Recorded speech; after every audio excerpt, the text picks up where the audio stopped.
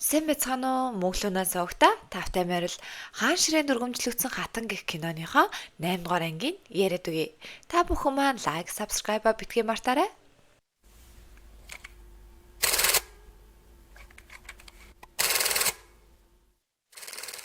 Тариалангийн ёслол хий гэсэн хааны зарлиг бууснаар кино маань эхэлнэ. Хатан дээр маань сохор төлөгч өвгөн ирсэн. Ханьяаны газрын наймаачин болох Банвалтай хааны гэр бүлийн хэн нэгэн хамааралтай юм шиг байна. Тэр эмэгтэй газрын үнийн хөөсрөлтийг маш ихээр явуулж байгаа тун аюултай нэгэн. Түүнийг дэмжиж байгаа хүнийг хэн гэдгийг би яаралтай мэдэж ирье гэд яваад өгнө. Банвалтай уулзгаар хааны авга ах мөн хааны төшмөл болох чүү түүний охин хамт уулзна. Тэгснэ Банвал та тэр газрыг хардаа тэр таны хүсдэг газар болон байшин босоо. Би танд тэр газрыг тал үнээр нь бус харин танд бэлгэлчээ. Бид нар нэг завин дээр суусан хүмүүс шүү дээ гэхэд чүү төшмөл бүр хаагартлаа баярлна. Тэгээд л нөгөө хоёр маань хоорондоо сэм сэмхэн шүүд өшмөлийг эрхэндээ оруулчлаа л гэж бодож байгаа юм. Хаантан угсаа залгамжлагчтай уулзах гад номынх нь өргөнд нэрсэн чинь хичээл нь ороогүй. Юу болсон юм бол гэ асуусан чинь хааны багш нар ханианд байрлах байр олж чадаагүй. Хитрхи амир үнэтэй байгаа учраас гэсэн сурагд дуултана. Хаантан төшмлүүдтэйгээ хуралдах ба яагаад ханиандах байшин газар юм үнэтэй байгааг асууна. Гэтэл төшмлүүд нь бид нар мэдэхгүй. Энийг ард түмэн л тогтоодог гэхэд хаантан хэрвээ тийм бол би энэ байшингууд газруудын үнийг баасгалаа гэхэд төшмлүүд нь тэгж болохгүй хаантан минь. Хэрвээ тэгэх юм бол улсын санхүү хямрнаа гэдгийг сануулна. Үзэгдэл солигдож хатан маань ордноос гарчихсан газрын наймаачин Банвалтай уулзгаар ирнэ. Банвал хатныг хараад шууд таниад түүнд өвдөгс өвдөн. Хатан харин түүнтэй ярилцахыг хүсэж байгаагаа илэрхийлнэ. Хатны дүү Ёсон гүн баруун армийн командлагчаас татгалзаж байгаагаа хаантанд илэрхийлнэ. Хаантан үүнийг маш гоёмсгоор хүлээж аван гэтэл чүү төшмөл үнэхээр их баярлаад за одоо намайг л баруун армийн командлагчаар тавих байхаа хэмээн бодож идэл хаантан шаал өөр төшмөлийн нэрийг хэлэн чүү төшмөл гачин байдалд орно. Хатан маань Банвал дээр ирэн чи ханианы газруудыг алган дээрээ тавьчихсан бололтой. Гэхдээ одооноос тийм юм байхгүй. Өмнө нь тийм байсан байж болно. Өөрийнхөө хэр хэмжээг мэдрээд яг одоо энэ ажлаа боль. Битгий газрын байшингийн үнийн хөөсөлт хийгээд гэхэд Банвал би тэгж чадахгүй бол яах вэ гэхэд хатан шийтгэлээ чинь би өгнөө гин. Гэтэл Банван тийм гэж юу гэснэ. Хатны дүү болох Ёгонгүнийг гаргаад ирнэ. Тэр хоёр бие бинийгаа хараад зочирдох ба хатан Ёгонгүнд хандаж юу болоод байгаа юм бэ гэдгийг асуухад Ёгонгүн та минь гэр бүлээс гарсан мөн цэргийн алба мөн миний албан тушаалыг бүгднгийн болиулсан. Тэгэхэд манай гэр бүл юу хэрэгтэй? Ирэх мэдэл байхгүй бол мөнгө төгрөг хэрэгтэй эздээ. Би газар авч түүнийг үнд хүргэн заах хэрэгтэй босоо гэхэд хатантан уурлаж та хоёр бол миний дүү, хатны дүү учраас ийм байж болохгүй. Наатаха боль гэхэд Ёгонгүн түүний зөвшөөрөхгүйгээр яваад өгнө. Хун авхаатай чирён авхаа таарад тариалангийн тухай ном уншиж байгаагаа хэлнэ. Харин түүнийг юу хийж байгаа тухай асуухад хун авхаа тэр бол чамд хамаагүй гэд яваад өгнө. Хатан маань Банвалтай уулзаж гараад алхаж явтал гэв гэнт хааны шадар туслах авхаатай таарна. Түүнийг хараад таньсан боловч шадар авхай хатнаас маш хурдан зугтаана. Хатантан ордондоо орж ирээ шадар авхайг дуудуулан би чамайг харсан гэхэд шадар авхай мэлзэнэ. Гэтэл хатан чи тэгвэл юу хийж байсан гэсэн чинь шадар авхай би яг тэр цагийн үеэр өргөөндөө амарч байсан гэж хатанд мэдүүлнэ. Хатан тэгээд за тэгвэл чи өөртөө гай удах юм битгий хийгээрэй хэмээн сануулна. Тэгээд хатан чи өнөөдөр хааныг над дээр аваад ир гэхэд шадар авхай өнөөдөр хаантан татвар юм дээр очин шүү дээ гэхэд чи тэгвэл түүнийг зохицуул би хаантантай уулзах хэрэгтэй байна хэмээн шадар авхайд туршаана. Хааны шадар авхай хаан дээр очин өнөөдөр чиргээ авхай өвдчихсөн байгаа. Ханаа төрсөн. Тиймээс та очивол ханаа төрөх магадлалтай хэмээн хэлнэ. Мөн хатан тантай уулзах хүсэл тавьсан.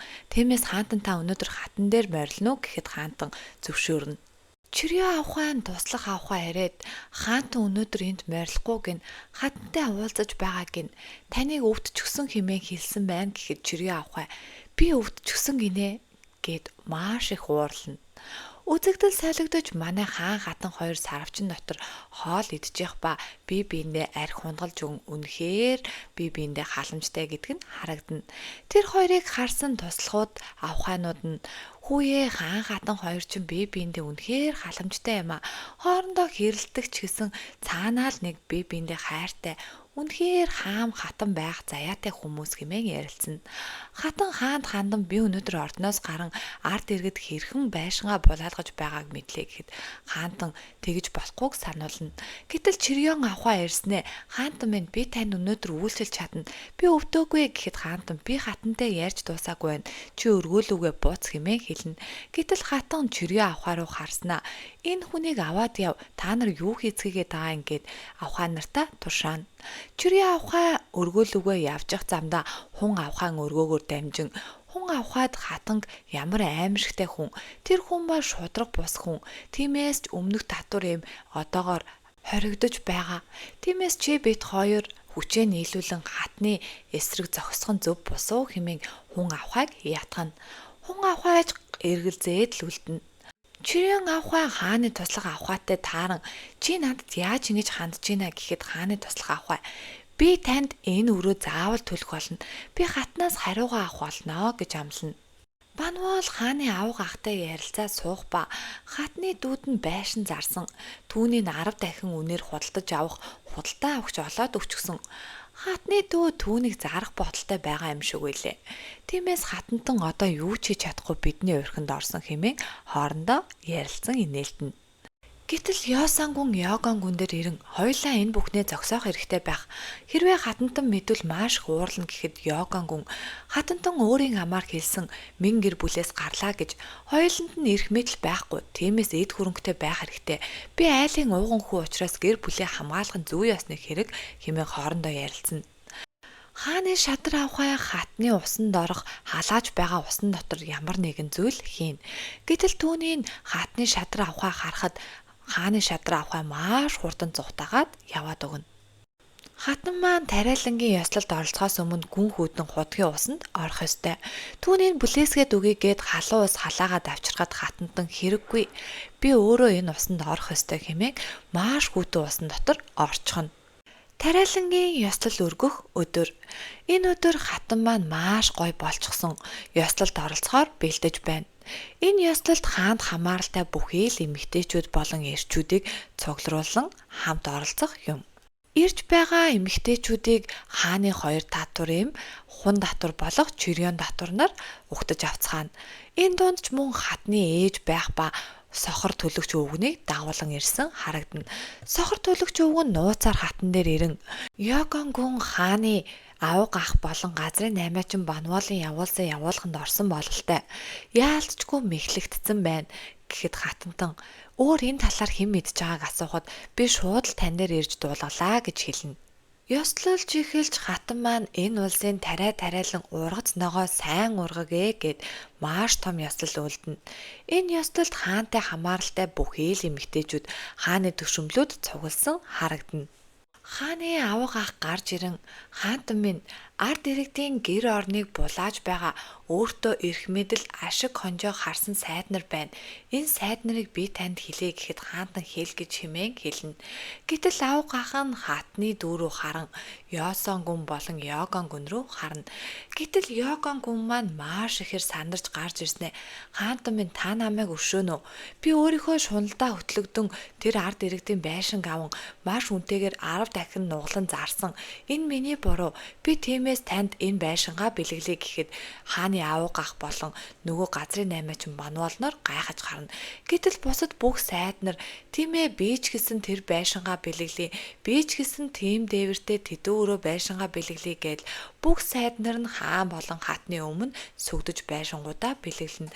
Үүнийг харсан хатан тэгвэл хааны авга ах та яах хэрэггүй гэсэн чинь авга ах нь би ч гэсэн танд байгаа өөрийн байшингаа бэлгэлье хэмээн хэлэхэд тэр дундуур банвал сэмээрхэн зугтаж гарна.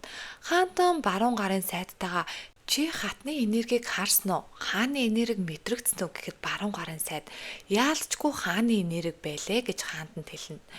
Хаантан оройн нь чирионы өргөөнд байх ба чирионч мөн хааныг хатгаж хатан үнэхээр яг л хаан шиг байсан гэхэд хаантан маш ихэр хэлэгнэн.